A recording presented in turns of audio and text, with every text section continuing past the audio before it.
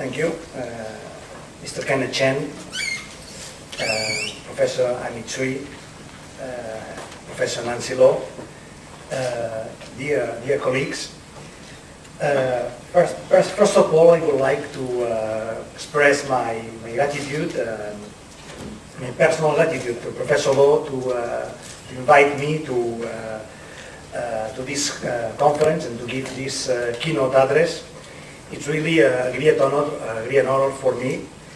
And when I came Saturday to Hong Kong, I will say that I feel like at home because I saw different people wearing the T-shirt of my city football team. So I was really impressed by that.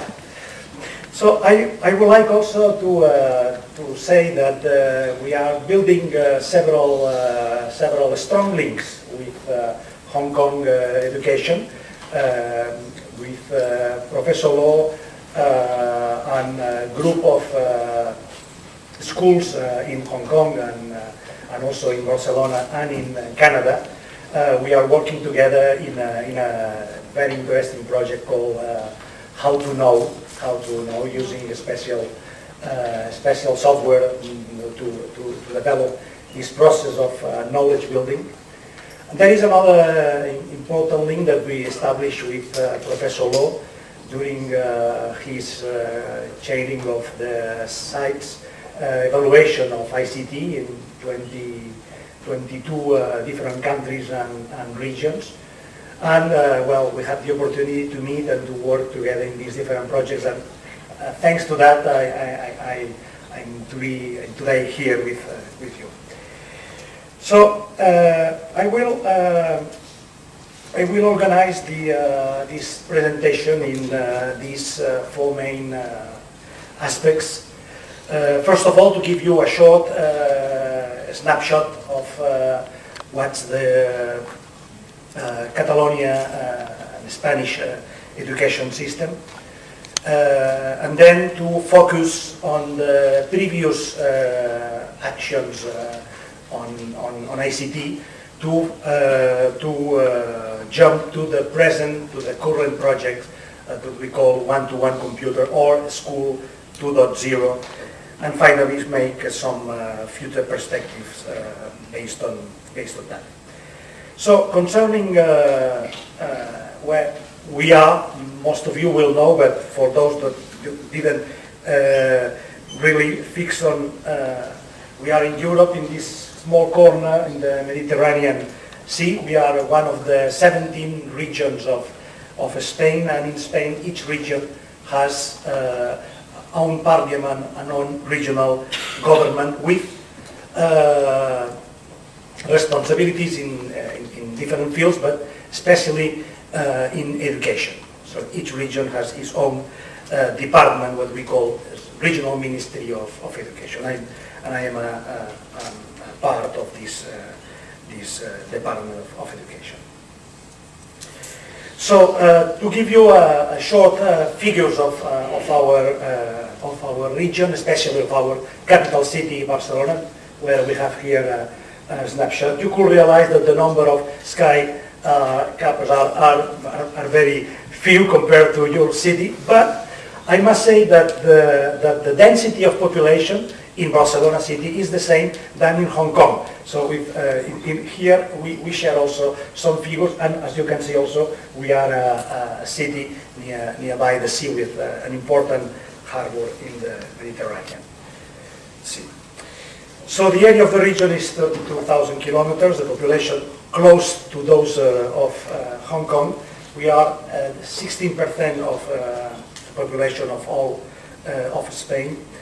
And we have also it's a multilingual region. We spoke both Catalan and Spanish and other, of course, other languages, but those are the official languages. The other remark that we want to say is that one of our most known architects are Gaudí, and one of the most known buildings is the Temple of Sagrada Familia. who is an unfinished building, who started 125 years ago. So we hope that the next 25 we will finish. And I was surprised. This is my second time here in Hong Kong. I came 3 years ago, and I didn't saw the other tower on the Kowloon area when I came the first time. So now I was surprised to see such tower, and I thought, well, we have to do something to push on the Sagrada Familia to to finish it earlier. Never mind. Came to the education. Here you have the main aspects of the Spanish and Catalan education. Is that we have it's a compulsory and free period from 6 to 16, even though that from 3 years old most of the children are on schools, and also it's a free period for education for parents. There is a multilingual education, even though that Catalan is the main language for teaching in schools. Spanish and also English are also compulsory languages. There is a strong emphasis on inclusive schooling. And since the year 2006, a new curriculum reform has been established, and we are focused on what we call key competences or basic competences focused curriculum. This is a general tendency or general directive in all over Europe to focus it in these key competences for the 21st century. There is also a mixed model of schooling between private and state schools. Private schools also are subsidized for the schooling cost. And the number of the figures about the number of students you have here. An important figure is that nearly 40% of the students are in private schools.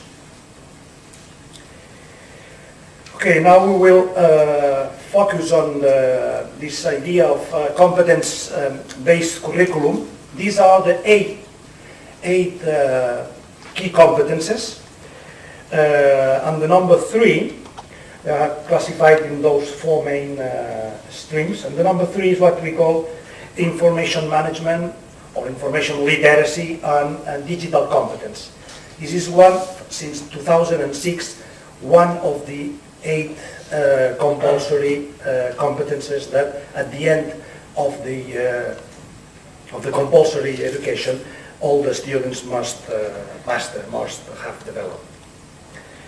So when we talk about digital competence, we understand it as an aggregation, as a sum of 3 previous literacies that were developed separately. But when we define digital competence, we include under the definition the information literacy, the media literacy, and of course the computer literacy. As the computer literacy is the most spread, the most maybe well known, sometimes people tend to reduce the digital competence just to computer literacy. So we have to stress that this idea that digital competence should include all the aspects, all the 3 different literacies.